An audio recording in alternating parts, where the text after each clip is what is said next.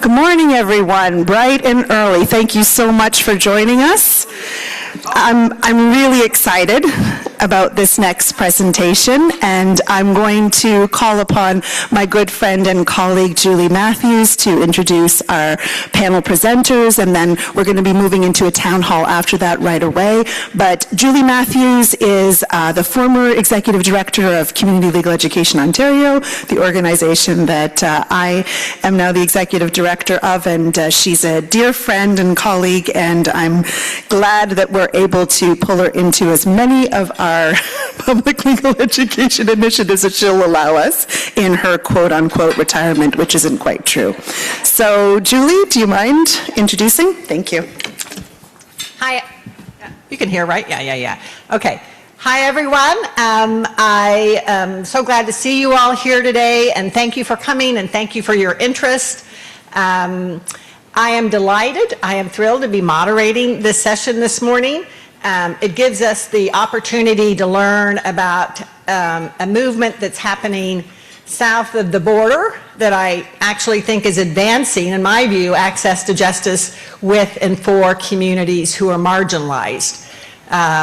May it continue to thrive. So we've structured this session to be what we hope is very engaging for you first thing in the morning. We will hear from each of the three panelists just for about 5 minutes each about their programs and their work.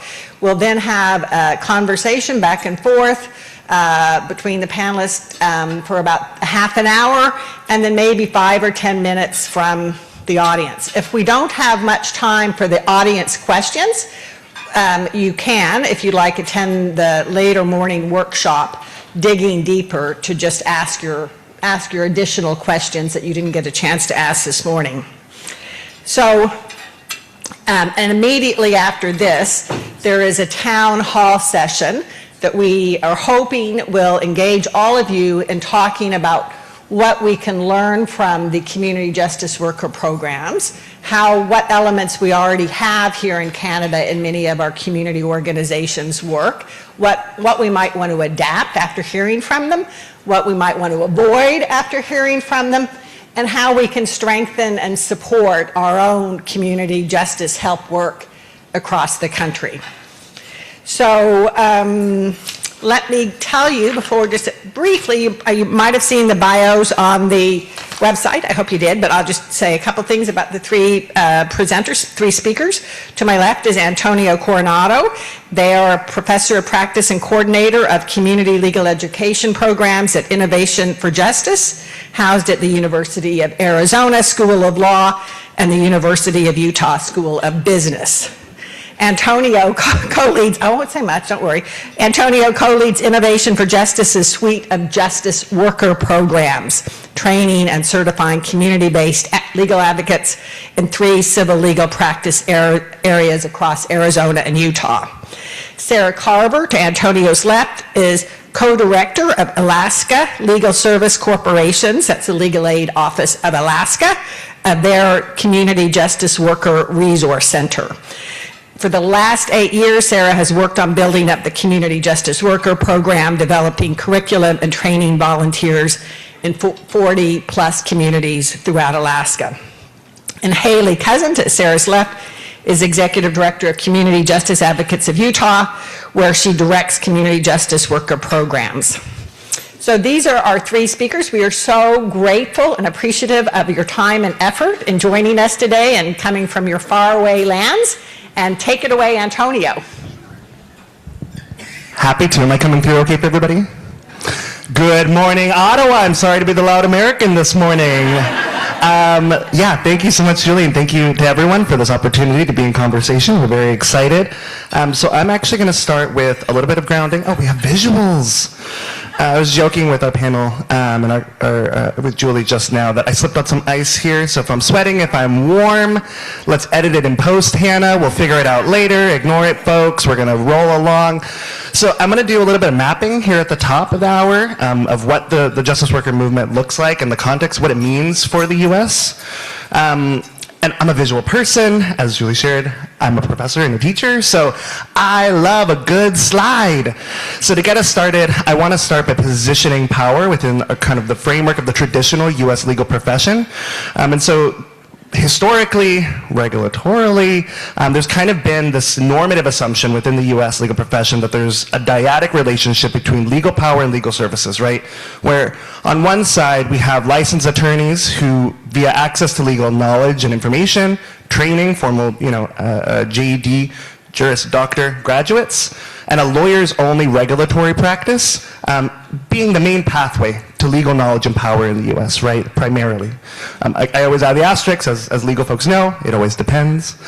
And then on the left here, self-represented litigants, right? Folks with unmet legal needs and unmet human needs that drive those legal issues, right? Well, again, visual person, what if we took a step back? Right?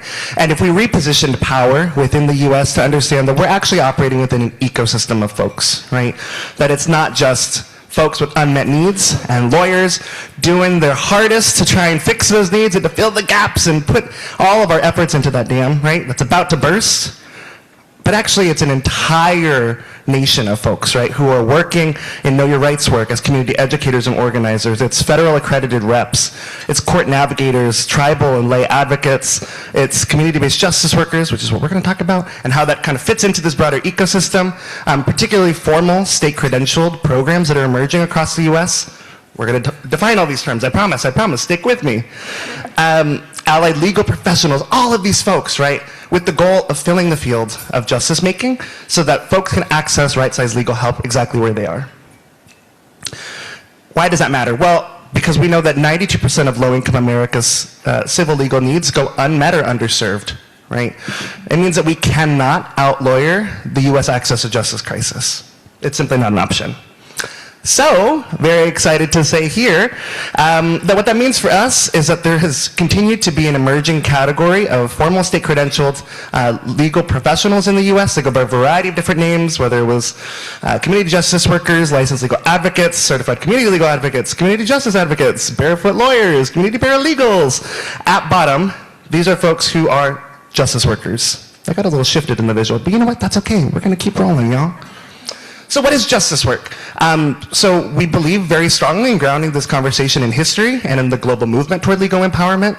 So justice work across the globe is centering of an age-old truth, right? As a tradition, it knows that legal and local problems require trusted helpers who are in their community. Justice workers are often members of communities that they support, so they're folks who are frequently minoritized as women, low-income folks, or people of color. And we know from research at the global level that justice workers are often more attuned to community needs because they're in community, they're with community, and are able to build stronger relationships of trust than licensed and barred U.S. attorneys.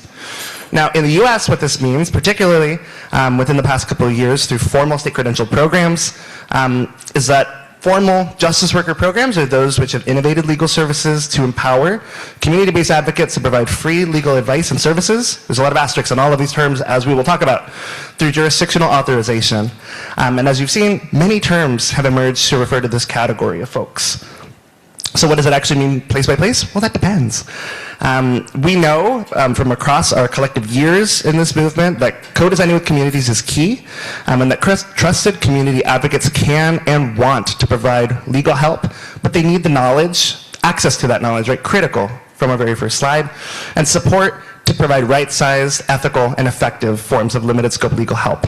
And so what we try to do is tease out a menu of design choices for system actors, namely what are the unmet needs as folks are designing these new legal service models, who in the community is trusted and positioned to meet those needs. Does the model require changing of the rules, regulation, practice of law, the structures in our jurisdictions to make this work even happen? Who's going to do that training and mentoring? Who will credential the justice worker? Will the service model need insurance? We'll talk about insurance. Or maybe we won't. And what will be the authorized scope of service? But we're excited to say how far we've come, right? So as of early February, I purposely did not say a date, because as the folks to my left know, this changes day by day. 8 jurisdictions had authorized formal state credentialed justice worker programs, with over a dozen considering, in some form, formal justice work enabling reforms. we, again, start this conversation with the grounding in the legal empowerment movement. So to borrow from NYU Bernstein Institute's Institute for Human Rights, legal empowerment can be defined as the underserving communities' access to knowing, using, and shaping the law in meaningful ways, right? Why does that matter for this conversation? Well, because justice work is changing access to the law, it's changing access to rights, it's changing access to legal power within our ecosystem, it's necessarily providing and creating new opportunities for justice-impacted communities to learn and lead through what Namati names as the legal empowerment cycle. So there's a lot of distinctions and diversity within this national movement, particularly models that employ attorney supervision versus attorney mentorship versus graduated mentorship. We'll tease all of these out in our conversation. Models that are at legal services organizations versus community-based organizations. Models that employ fixed credentials, meaning it's tied to one person, it's tied to one org, it's tied to one kind of law, right? Versus portable. Can it move with the advocate? Can it move from organization to organization, state to state? We'll see. And then engagement with reforming of the law, right? Is that actually needed for the practice area? Is it wanted by the advocates who are in these programs? And again, apologize for the wonkiness here on our right, and we're excited to say that our organization, Innovation for Justice, in partnership with Community Justice Advocates of Utah, has launched a series of justice worker resources to frame the national conversation and provide actionable tools for folks engaged in the work. So the one I have featured here is our Program Development and Implementation Toolkit, and part of the reason that I slipped on the ice, and part of the reason that I was delayed, and part of the reason we're here and doing all the things is because as of today, for this conference, we are excited to announce the launch of a national index of all authorized justice worker programs in the U.S. It's on the next slide. We'll talk about it in a second. Data is fun, depending on who you ask. Regulatory reform could be fun, depending on who you ask. Our work is meaningful to us, and that's why we're here. But it would not be possible without the frontline advocates who are doing this work. And so I highlight one of the fabulous justice workers in our Arizona network, Imelda, who tees up exactly what I've been saying now for the past however many minutes, that justice work is necessarily about democratizing access to legal knowledge and power. That as a result of becoming a justice worker, she passes down the knowledge to her community. And so with that, thank y'all. Access to that index of all of the programs is now available on this QR code. So if you scan this QR code and take out your phone, look under your seat. I'm just kidding. If you scan this QR code, the very second to top resource that you will see is a national index of all U.S. justice worker programs live as of 7:30 this morning. Thank y'all. That may be used again, if it was launched in Canada, Donald, when it comes to trade negotiations, that will be another strike against us, But anyway. Okay, so thank you so much, Antonio. Over to you, Sarah. You've been so busy this morning. It's very impressive. I'm Sarah Carver. I'm the co-director for the Community Justice Worker Resource Center in Alaska. So I'm going to tell you a little bit about what we've been doing in Alaska. But first, I'm so thankful to be in Canada right now. Thank you so much for having us. I'll leave it there, but thank you for having us. Alaska Legal Services is the sole civil legal aid provider for all of Alaska. And when I'm talking about Alaska for folks who are not from Alaska, I like to remind them how really, really, really big it is. For the US folks, it is bigger than the size of Montana, Texas, and California combined. For the Canada folks, it's roughly a little less than 1/5 the size of all of Canada. So we're talking really, really big and really, really rural. We have 229 federally recognized tribes, so we're very diverse culturally, we're very diverse geographically. You can see on the maroon dots, that's about where all of the communities are located throughout Alaska. And the tealy green dot is where Alaska Legal Services offices are, which basically corresponds to where the hub communities are. So that's where the services are offered. The legal services, the medical services, the social services are all located generally in the hub communities because most of the other communities are off the road system. So you have to access them by air, or if it's summer, by boat, if it's winter, by snow machine. And of course, that just makes things much more complex. It's more expensive. There's additional barriers to getting to the hub communities that folks face just to access basic services. Alaska faces the same access to justice crisis as the rest of the United States, but it's compounded by the barriers and the complexities of our infrastructure. We face about two civil legal issues per person every 18 months. 75% of the cases that make it to court, which of course we know, very few people's legal problems actually get into a courtroom. 75% of those cases have at least one unrepresented litigant. And then in the rural areas, that's upward of 90%. And as Antonio mentioned, we can't lawyer ourselves out of this problem.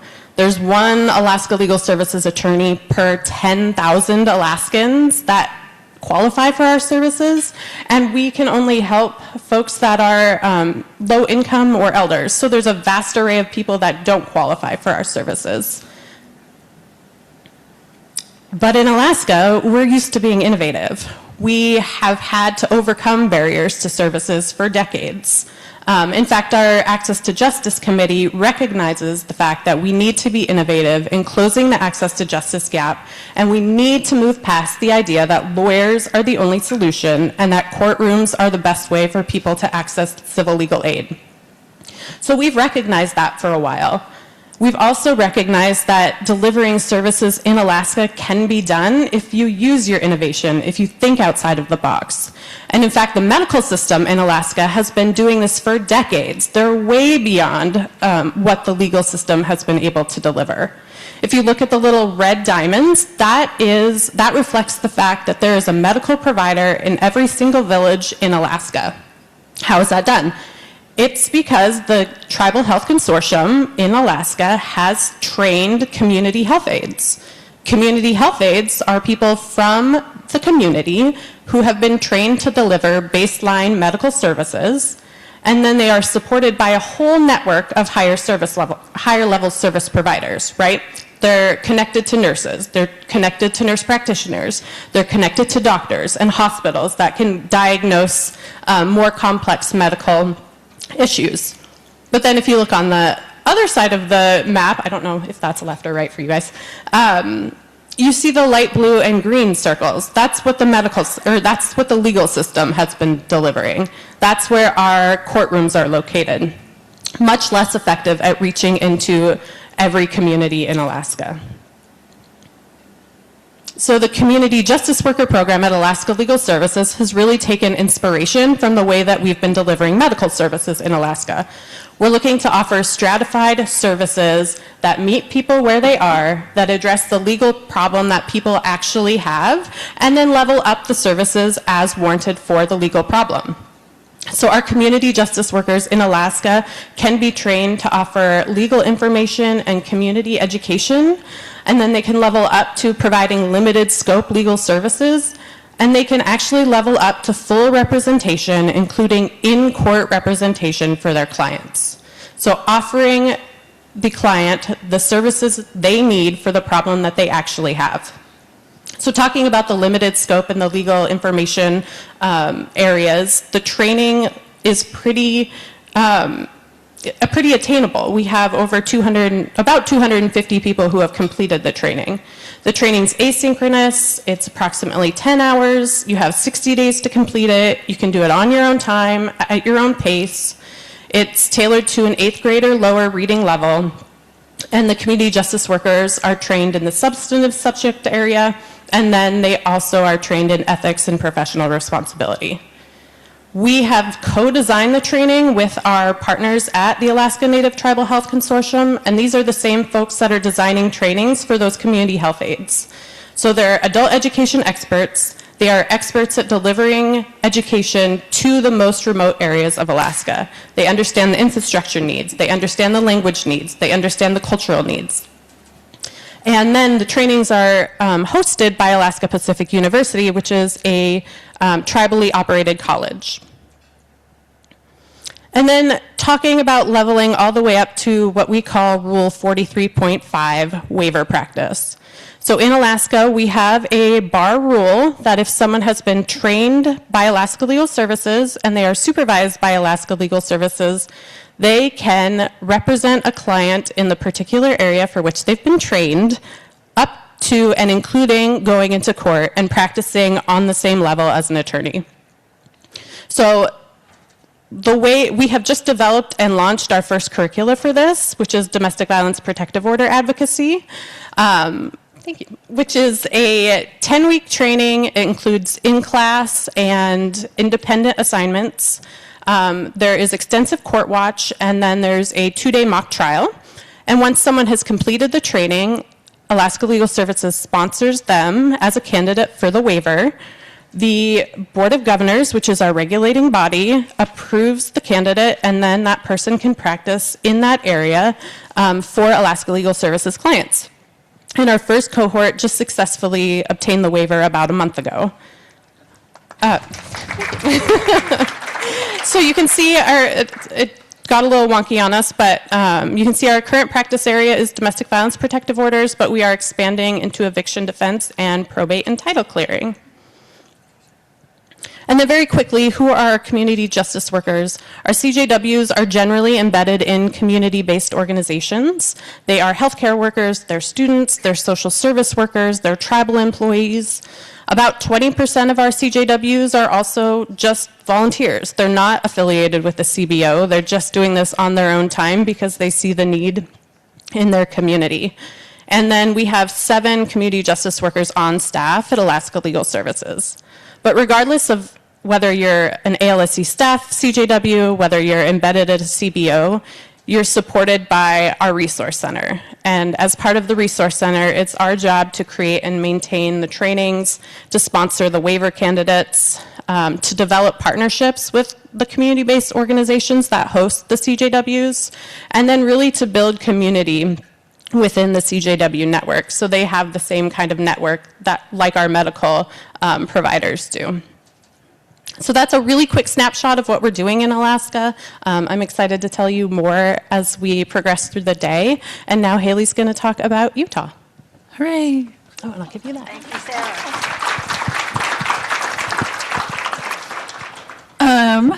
Hello. Also very grateful to be here in Canada. It's my first time. Lovely country. So, yes. So as Antonio teed up in the intro, we're seeing many different models, many different characteristics and dimensions evolve. One is the legal services distinction versus community-based organizations. So the Alaska model is embedded within their legal services organization. It's the green button, right? Yes, okay. Antonio and I are able to collaborate, and we have the community-based model. So how ours differs is that we partner with community-based organizations, and we are essentially helping them deliver more robust services for their org. While I or Antonio's organization are doing the training, the actual certification, and the service support, they are helping people at their orgs. So I am not like the clearinghouse for all of Utah to triage cases, assign them out. They are helping the people in their communities coming to domestic violence shelters, coming to homeless shelters, needing additional support, and we're giving them just another tool in their toolbox to use as necessary. So we frame this as we're reimagining the roles of frontline helpers. What else can we do to help them level up the support they're providing in their communities? Our trainings are delivered online so that people can have statewide access. We are not anywhere close to the size of Alaska, but both Utah and Arizona have significant rural populations. And we want to make sure everybody can have access to these programs. The training is approximately 60 hours over 12 to 16 weeks. It's fairly asynchronous with some live skill building portions. It's self-guided and instructor supported. We very intentionally train in cohorts because we are trying to help them network across the state, build new connections. We've seen them build new referral pathways. Maybe I'm not taking outside referrals generally, but I'll take one from another advocate. We also have that mixed synchronicity to allow for real-time application of legal skills. And then online learning is on a formal learning management system. Our programs train advocates to demonstrate legal knowledge of procedural and substantive law, understand their scope, what can I actually do, what does this look like in my practice, engage in experiential legal learning, so court observation, we're going to practice skills, what does it mean to do a legal intake versus maybe a shelter intake. Deliver trauma-informed legal services. We know that the legal system is traumatizing or re-traumatizing, and how do we help support people through that? But also, all of this is to help them operate as independent legal professionals. So we provide support along the way, but they are taking cases, they are screening cases, they are delivering cases, they are managing their caseload, and we are providing some support on the back end. So let's look a little bit more at our model. We take several system actors, and it takes all of us working together collaboratively to actually pull all of this off. So the role of community organizations, they're going to determine if their org has the bandwidth to do this. It is a lot of work to train someone as a legal advocate. It is a lot of work to deliver legal services. Saying, here's where to find the protective order forms versus what Sarah's advocates are doing, delivering legal services, very different. They also support the advocate as they train and deliver services, so make sure they have enough scaffolding in their org, they have enough time and resources to engage meaningfully in the training. They're also the ones figuring out, what does intake look at our organization? What are our eligibility requirements? What does data reporting look like? What are we going to collect? What's important to us here? And then they also employ the advocate. So we are not employing them. They're not volunteers for our organizations. They are within the community. Community organizations they've already established trust with their communities.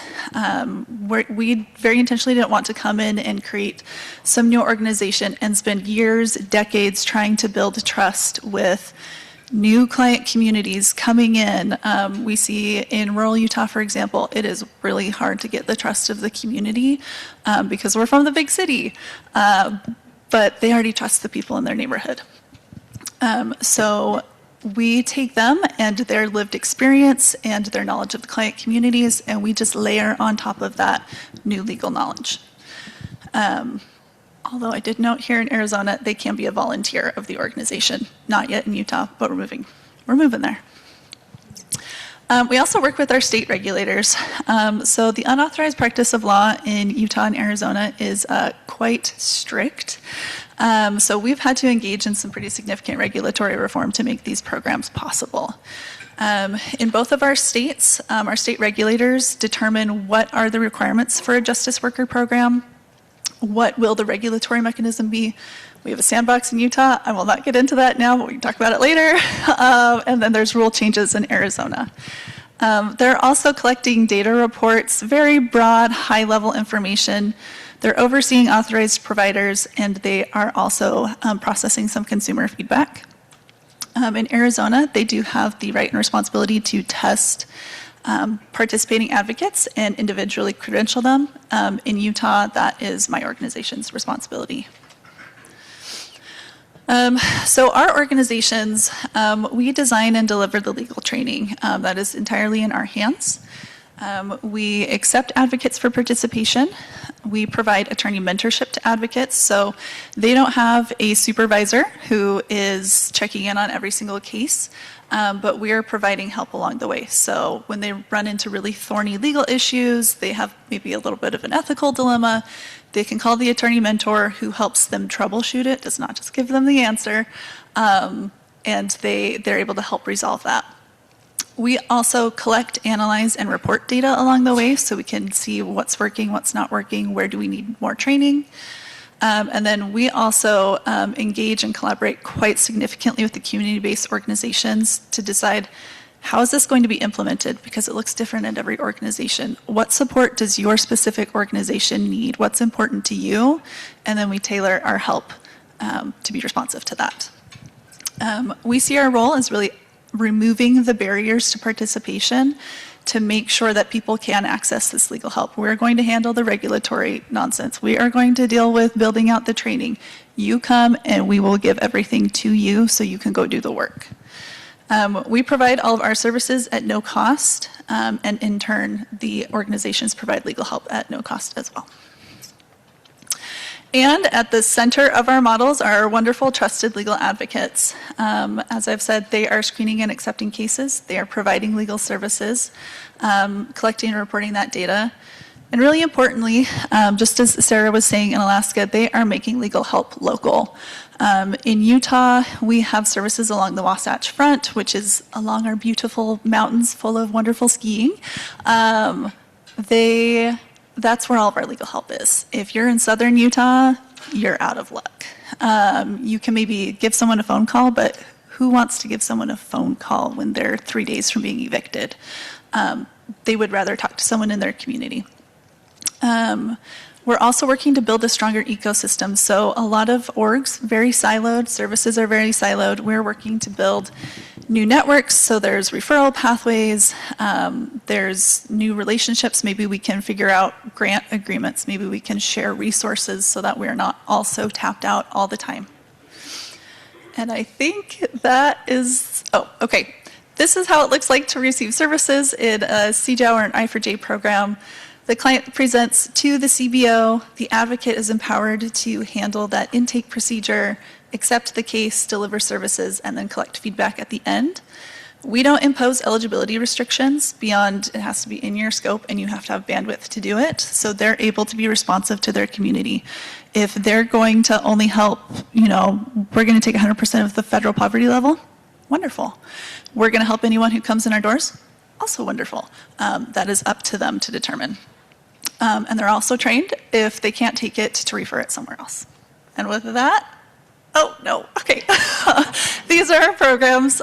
In Utah, we have a protective order program, housing stability program, and a medical debt program.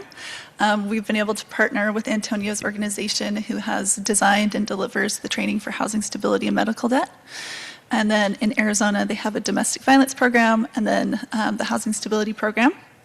Our advocates are trained in issue spotting, providing legal advice, document drafting, negotiation with the other party, preparing for hearings, and then in-court assistance, which does not go as far as Alaska's. Ours is a quiet seat at the table, so they're allowed to sit there with them, provide kind of quiet promptings on, you should really stop saying that, or here's the evidence to present. And that has really helped people actually show up for the hearings, feel prepared and empowered to go, which has led to good outcomes. We'll leave it at that for now. And then I think we'll pass it back for questions. Yeah.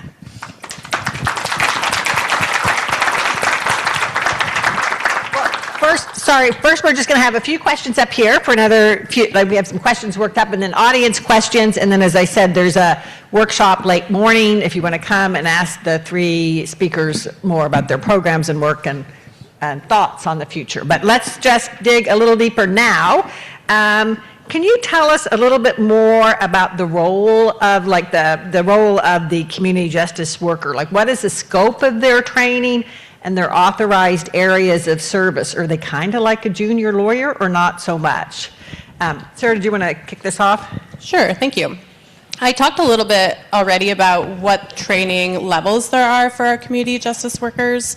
The scope of services for the brief service type cases, so kind of that middle tier, our community justice workers are doing things like writing wills. They are doing public benefit appeals cases, so that's an administrative system in the United States. It is different than like a district court, but it's very similar to a courtroom. You have a judge, you present evidence, you present your case.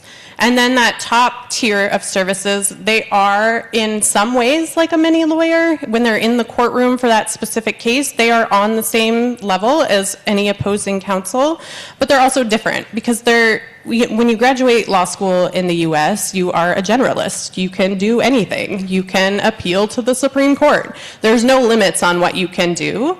The waiver CJW is different. They have a scope of practice limited to a particular legal subject area. So they can do anything for the domestic violence case. But if there's something else that arises with a domestic violence case, say that there's a complex custody matter or a divorce pending, then they're going to need to be partnering with an attorney to complete that. And what we envision, because this is still very new, we envision the community justice worker still being the touch point for the client, but then they're working in partnership with the attorney to complete.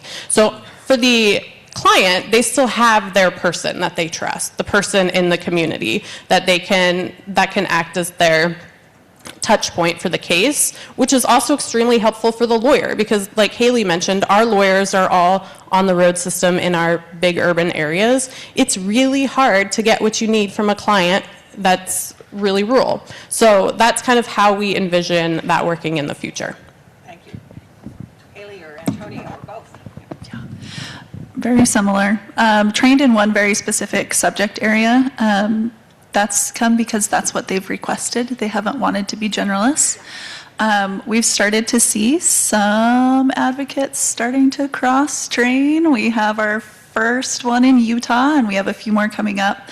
But that's based entirely on their needs. But one subject area, I don't like to call them junior lawyers because lawyers are much less effective in some ways. Our justice advocates are a lot more trauma informed, and they have a lot more tools at their disposal. So they're not just thinking, oh, you need a protective order, we're doing a protective order. They're also thinking, okay, what other resources are there? Can we get you into safe shelter? Are there other safety planning things we can do? Are there rent relief funds where we can get you out of your home and out of the place where you're living and into a safe home? So yeah. Thank you. Antonio, any comments on that one? I'll be very brief. Are we live streaming or recording? I'm trying to remember. Yeah. So for the folks at home, I've cooled down significantly. You can zoom in now. It's fine. You are safe. Yeah, as Haley and Sarah have both spoke to, all of the programs that are emerging across the U.S., established and emerging, are really starting with the question in so many different ways of what are the unmet civil legal needs, right? And those drive a lot of the innovation that's happening across this movement. And so because of that, folks are starting by asking, what do folks even want to train in, right? Or what are we seeing as the actual need? So part of our collective work in doing these conversations constantly is putting the movement to task to continue to have that be the guiding force in the U.S., that the unmet civil legal need and advocate capacity and their own advocacy goals, right, as independent legal professionals drives the work. So kind of like a framing piece, but just wanted to name it. Thank you. So just briefly, presenters, panelists, what does the ongoing support you provide to the justice workers, what does that look like? Haley, did you want to start that? Sure. So as I mentioned, we use a mentorship model. And this is because we recognize our advocates as independent legal providers. So we provide that attorney mentorship along the way. My organization, we also provide malpractice insurance. It is not required in our jurisdiction, but a lot of the organizations want that as they're like stepping their toe into providing legal services, and they know about litigation and they want to avoid all that. We also provide ongoing training, ongoing continuing education. We talk about what has our legislature done to change the laws, what new case law has come out. But we also do a lot of training on trauma-informed legal services. We do training on how to effectively advocate. So a lot of those skills as well. We see that our advocates, the majority of them in both, and I think I can speak for Arizona as well at this moment, in our networks are not doing this full time. Like this is one dimension of their position. So we have some advocates who are taking multiple cases a month. We have some advocates who take 2 cases a year. And as that happens, like they need to keep their legal knowledge fresh so that they're ready, so that that training piece has been really important. We also do what we call roundtables, which are just open discussions. We hold them virtually where they can come and share their successes so we can all maintain hope in this work. And they also share, we are really struggling to negotiate with this specific law firm, or we are really struggling to get this kind of relief for our clients. What have you done in your corners of the state that's worked? And we've been able to build some really good, really effective solutions just by holding that space for our advocates. So that's generally what we are up to. Thank you. Sarah. Yeah, I think what we're doing in Alaska is very similar. Same as the group that Haley was talking about, our community justice workers. Some are volunteering all year long. Some people only want to volunteer or only want to take cases in their specific geographic area. Some people are open to taking cases throughout the state and working remotely. So really making sure everybody has that baseline knowledge and understands how to access tools and where to find updated legal information and creating the space to do that. The other thing that we've learned through our research with our community justice workers is that building community for community justice workers specifically, not necessarily combined with lawyers, is really important.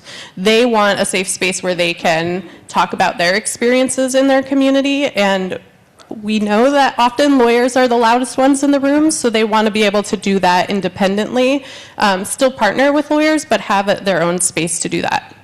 So we're playing with the best way to do that in a state the size that we are. It's all remote, and so building community can be tricky, but one of the things that we are toying with is the hub and spoke model, so really geographically grounding people in their area and connecting them with people specific to their geographic zones, not necessarily, the far north with the far south. So that's what we've been toying with. I'm excited for us to talk about that right after this, Sarah. That's very exciting. So in addition to what Haley was sharing about our models in Arizona and Utah, in Arizona specifically, and if it's not already clear why I do too much, we host monthly meetups for all of the justice workers in Arizona and a separate monthly meetup for their supervisors and org leadership. It's a lot of meetings and a lot of time with a lot of folks on top of the training, but it's so valuable. It's so meaningful because I start each of those meetings, the first probably 20 to 30 minutes, naming all of the wins.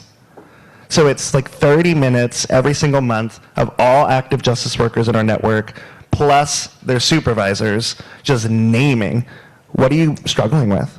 What's a win? What grant opportunity are you seeing? What requests for proposals hypothetically are you seeing that you could actually lean on someone in this very Zoom room to do a joint grant ask with, right?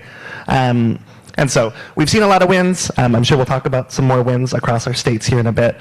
But I think it's because of that community, to Sarah's point, that folks are seeing new opportunities to enter into referral pathways, grant opportunities, and then, as Haley spoke to, the advocacy, the skills sharing.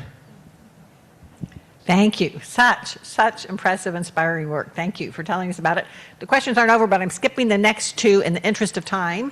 I hate to do that because they're great questions, but I'm going to ask instead, what metrics are you seeing as markers or indicators of success? What evidence of impact do you have so far from across the U.S. movement? And Antonio, did you want to start that one off? Yeah, absolutely. So I think the movement, I promise, don't kill me, Julie. I'm not dodging the question. I am teeing us up for a deeper investigation. I think the movement is at a very critical moment of reevaluating what metrics matter, right? I think as the movement has continued to develop, there's been, out of pure need to convince regulators, right, that this work matters, is safe, the sky has not fallen in our now, you said, since 2018, right? Since 2019 in designing in Arizona, since 2020 and 2020-ish and 2021 in our programs in Utah. The sky's not fallen in our 3 states. It's not fallen in the 8 jurisdictions that have done it or that are authorized to do it, right? And that matters in convincing regulators. So I think being able to accurately and openly, transparently name number of consumer complaints, right, as kind of like a baseline, emerge out of the parallel of the existing traditional legal profession, right, to say how many consumer complaints or versus like bar discipline kind of frameworks, right? But I do think that the movement's at a very critical moment of kind of breaking open that paradigm altogether, right, and pushing toward a legal empowerment kind of frame, right? So again, I'm not dodging it. I just don't think they exist yet. I think they're actively being forged real time every single day through these conversations. And so I will tee up a legal empowerment win that I'm seeing that I think is a huge metric for our work. And then I know you have one in Alaska with SNAP specifically in the systemic advocacy. And then Haley, I'll pass you your way if there's anything in Utah you want to highlight. But in Arizona, we're very excited to share that housing focused justice workers in Southern Arizona, they're tenant organizers, right? They did not think of themselves as legal workers necessarily, but as a result of the state certification and the process of participating in this program, they learned very deeply about housing law in Arizona, housing inequity in Arizona, and mobile home parks, right, and mobile home regulation in Arizona. They are Poder Casas Móviles, so one of these two folks is Imelda, who I had on the screen earlier. Imelda and Ray were hearing the folks in their mobile home parks where they were organizing. They saw overwhelmingly that there was issues with the metering, with the utility billing of the mobile home parks. And in Southern Arizona in particular, they noticed a pattern of sub-metering where the mobile home parks were using a formula to allocate costs to people rather than the true billing of what the utilities were. Well, digging into the city ordinance and regs, combining that with their knowledge of legal systems through this program, they then realized, hey, these folks have been overpaying for 6-7 years. So they emailed the Attorney General and felt empowered to do so because they have a state credentialed title at the bottom of their email signature that say, hey, I have Arizona Supreme Court authorization to provide legal help as a legal professional. There's a problem in your state, and you need to enforce it. The Attorney General drove down to Tucson, held a town hall, heard from the mobile home park residents, realized that folks had been overbilled up to $1,000 per mobile home park resident for 6-ish something years, and enforced action against the mobile home park to pay back those thousands of dollars. That was last fall. That's why we do this, though, right? Like that, and that is a legal empowerment cycle, right? I did not reach out necessarily and say, hey, can y'all dig into this? Or, hey, I'm the lawyer with the JD and I know what it needs to be, right? It's legal empowerment. That actually we were able to identify systemic problems as a result of this movement and work. And I know I will not do justice to the SNAP details here, so I will pass to Sarah to talk about a similar systemic win in Alaska. Yeah, thank you. So in Alaska, well, in the United States, we have a food benefit program called SNAP. And in Alaska has had a really, really hard time administering those benefits. So for no reason other than the state's inability to process benefits, people are waiting. The timeline is you're supposed to have an application decision by day 30. People are waiting 6 to 9 months. And they don't know that's a legal issue. They know that is a life problem. They know that they've been told by the state, you're in line, but the line's really long, but they don't know that there's a legal remedy. So with community justice workers on the ground in communities, they can actually flag for people, oh, your SNAP benefit, that is a problem, and I can help you fix it. And community justice workers, because that law is so clear that you have 30 days to make a decision, community justice workers have been 100% successful in resolving that delay because it's a very clear, bright line rule, right? But people didn't know that there is access to a legal remedy. So just that knowledge on the ground has been really important. When we talk about what metrics we're using, though, of course,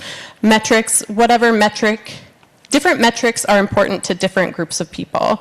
So when I'm talking to hospitals, for example, about community justice workers, I'm saying, oh, actually, we've recovered $23.6 million in SNAP benefits for clients, and that has an additional $14.5 million impact in the small communities because those benefits are being spent at small stores or at food markets.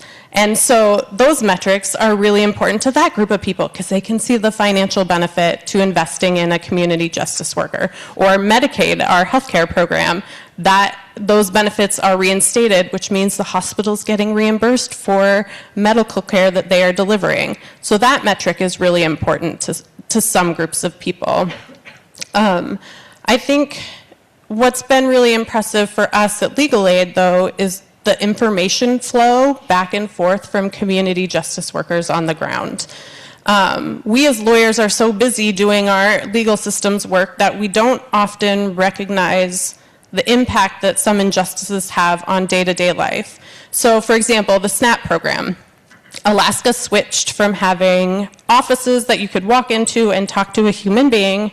We switched during the pandemic, and because of budget reasons, to a telephone system where you have to call in to get centralized help. Well, to get past the phone tree in that system, you had to have your SNAP case number. Who knows their SNAP case number? Exactly 0 people know that number. And so people couldn't get through to a live help person because they couldn't navigate the phone tree. As attorneys, we are not calling that phone tree. We had no idea this problem existed. But our community justice workers did. And they were able to tell us, and we were able to go in and negotiate with the client or with the state, which is a higher level of service, practicing at the top of our licenses, threatening lawsuits and litigation and all the things, to fix that problem that we wouldn't have known existed. So that metric has been, it's harder to say that in grant reports and funding requests and all the things, but that kind of metric and taking the pressure off the attorneys to do the simple fair hearing requests so that we can practice at the top of our licenses has been really, really foundational in shifting how we're approaching this work. Yeah, and I'll add, as we work to redefine metrics and we think about what impact this work is having and how we measure that, one thing we've had to really grapple with is a lot of the metrics we think about with legal services involve court metrics. How many cases were filed? How many were defaulted? How many people were successful? How many people were represented? And depending on the matter, that just isn't important to our communities. A lot of these programs, we're trying to push the issues upstream, like let's just avoid court altogether. And so we're having to grapple with, well, what do we measure? How do we measure it? Especially with so much of it being qualitative instead of quantitative. Community trust in the legal system. How do we measure that? People's willingness to engage with legal processes. Is that something they're interested in? How do we measure that? One metric I will share, which does involve the court system, is our Domestic Violence Protective Order program, is our longest running one. And we were able to pull some court data a few years ago and compare it against the data that we had collected over several years, and found that our advocates were twice as likely to get a protective order than like the state average. And so they were, once they finally had the tools on this is what the judge is looking for, this is how we're going to secure protection for our clients, they just did it. Like they were just able to go out and do it. So we're grappling with, we have some court outcomes, we have some general legal empowerment outcomes, and how are we going to approach that? But we're working through it. We'll figure it out. Thank you. Okay, I want to ask one quick question, I think, and then we'll have we started 5 minutes late, so I'm going to go 5 minutes long. Antonio first, but I think this is something that you've thought a lot about, others too. What are the pitfalls and potential of creating a new category of regulated legal professionals? Yeah, absolutely. Thanks so much. I'm going to do my best to cabin this in because I could go a million different rabbit holes here. As you will see, when you use that QR code to look at the national index, the cells in that chart that talk about eligibility for Arizona in particular, that I have been deeply engaged in pushing and shaping and trying to engage regulators in reform on, is pretty big. Right? right? It's this massive list. You have to be 18 years or older. You have to be a U.S. citizen or legal resident. You have to not be disbarred or not be in disciplinary proceedings as a prior attorney or XYZ, right? And it keeps going. There's also a good moral character fitness kind of piece that is emerging across states or it's named specifically in Arizona, I will say, right? And so we see a replication of existing systems and existing frameworks of exclusion to legal knowledge and power. So that's the first piece, right? I think that from a paradigm perspective, we're recreating the same frameworks around who deserves legal power and knowledge in the US, right? So that's the first one that I want to name. The second is that Arizona, and I don't know if anyone else in the US requires a directory just yet. It's just Arizona, and it soon will be. It's coming. It's coming in Utah. It's coming in Utah. Mandates a public directory, which is amazing. In Arizona, we've seen it be very effective at connecting folks in community who don't know me, they don't know our programs, they don't know anything about the work we do, but they go to the court website and they see a list of justice workers who are doing this work across, at this point, 30-ish organizations in Arizona, and they have the emails, they have the phone numbers, they can reach out to advocates directly and find new forms of decentralized legal help across our state. We also have to understand and name the positionality of the advocates who are doing this work, the forms of racial surveillance in the US, the forms of state harm that ground that. And so advocates might not want to be in a public-facing directory who are democratizing access to legal knowledge in this moment in the US, right? So I think the extent to which folks engage the state in this work is a serious consideration, particularly given that we know justice workers in the US and globally are predominantly Black, Indigenous, Latine, right? We know they're predominantly folks of color, we know they're predominantly women and gender minorities, and we know that they're multiply marginalized often. So with that, what does it look like to actually engage the state? What does it not look like? What do they want to, right? Our advocates have said, yes, we are excited to be in this directory. Okay, cool, not my call. I work in service of you, so I'll make that happen. Thank you. Did you have any comments, Sarah and Amy? I'll just add quickly, I think there's a temptation to put regulations in place that are not evidence-based. They just make us feel safer or better. And so I would resist that temptation as much as possible. The regulations and the lines that we're drawing for people often are not evidence-based, and in fact are often go against the evidence that there is for regulation. So I would just really resist that urge and try and keep things as broad as possible until you need to narrow them. You can always narrow them. It's really, really hard to walk it back. Yeah. And the only thing I'll add is one benefit of creating this new category of legal professional is it gives our communities the opportunity to select the level of legal help they want and also go to the people they want for legal help. Lawyers are predominantly white, middle class. They don't, they aren't really trusted by a lot of communities. And so to be able to say, I need someone who I, actually really trust can do this work, who has the training, there's some checks and balances there, I'm going to go to them. Okay. I know I'm going to get in trouble for this. A couple of questions briefly, because I've seen this. Yes, please. There's a mic there, sorry. Mic there. Hello, and thank you so much for being here with everyone here. My name's Tiffany. I am a student of politics and public administration at Toronto Metropolitan University, and I have a ton of lived experience. We have resources here. We have tons of resources here through PLEAC, communities of practice. The circles are concentric, but my questions have to go beyond the concentric circles because I have a model of peer mentorship that I have to pitch to the Ministry of Children, Community and Social Services here in Ontario. And later, anybody who may remember this can come talk to me. I'd love some legal backing. However, I'm hearing what you're saying, and we can't just have concentric circles.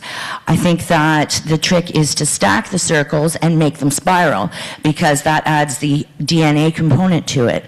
Now, with that being said, I hear everything beautiful that you've said. It all makes so much sense. But the only time that there was a little bit of sheepishness or worry to the conversation was when we talked about politics and when we talked about like funding and how that will play out. That's my question in the future. I'm a Gen Xer. And so I see what happens to good people when they retire, or good data when the government changes. Things get shelved. How do we maintain the political will, and not just that, but the advocacy will when there's a shift? I know we're over, so I will be super quick to try and tie it all together to say, it is not coincidence that the states represented here are Arizona, Utah, and Alaska. It is not coincidence that the majority of states that are leading the charge with regulatory reform for formal justice worker programs are conservative or more right-leaning states in the U.S.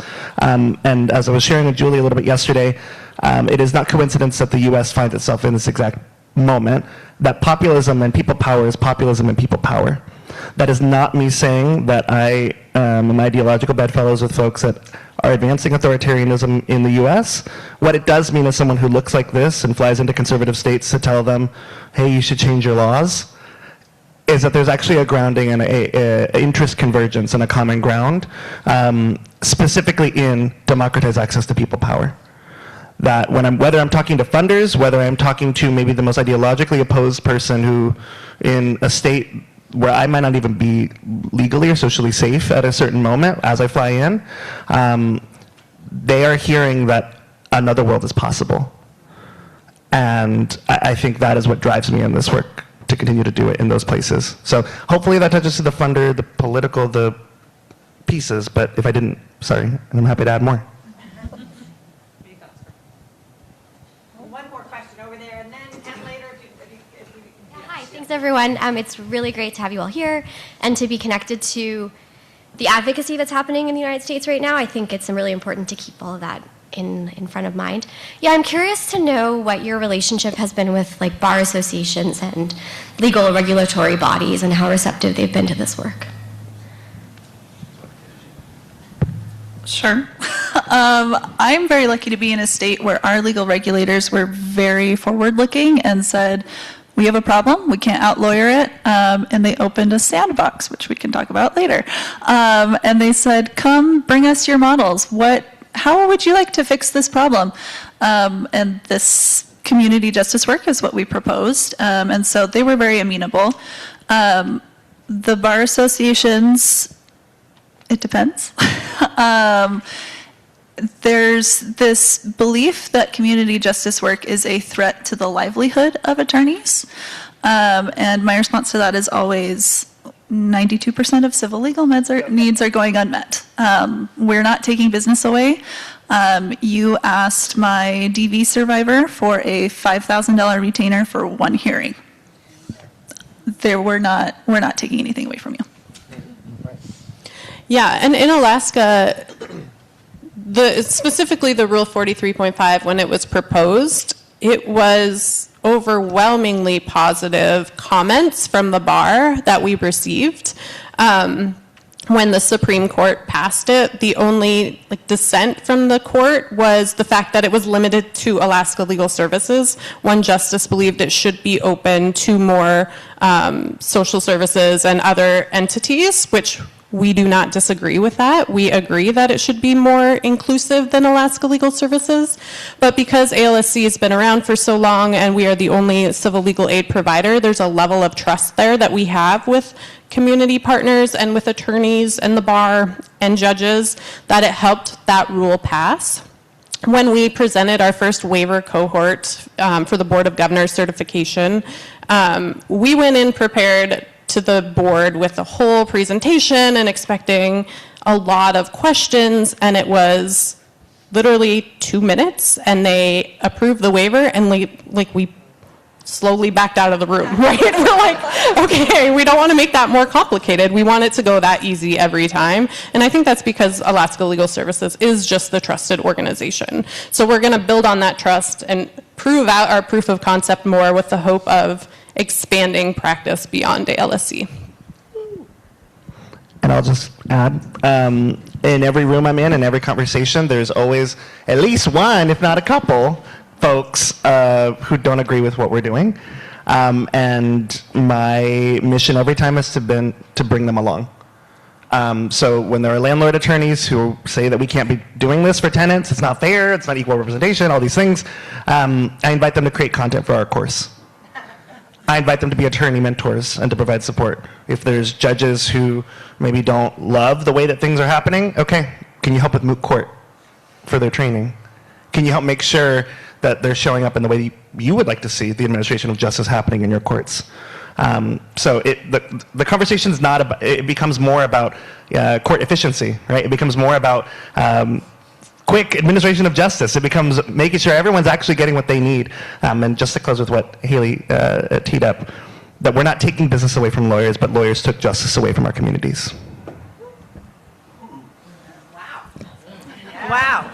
So thank you.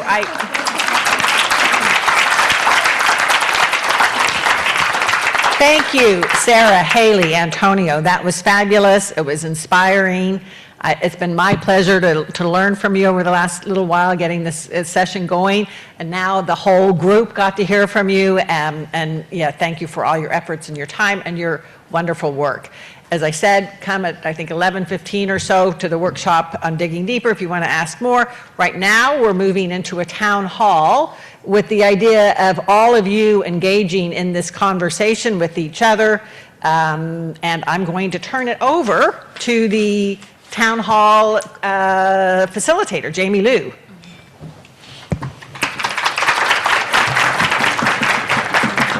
Yes, I'll introduce you, Jamie. I wanted to, though, introduce Jamie. She probably doesn't want me to, but I'll say a couple words. Okay, so Jamie is a lawyer, professor, podcaster, and writer.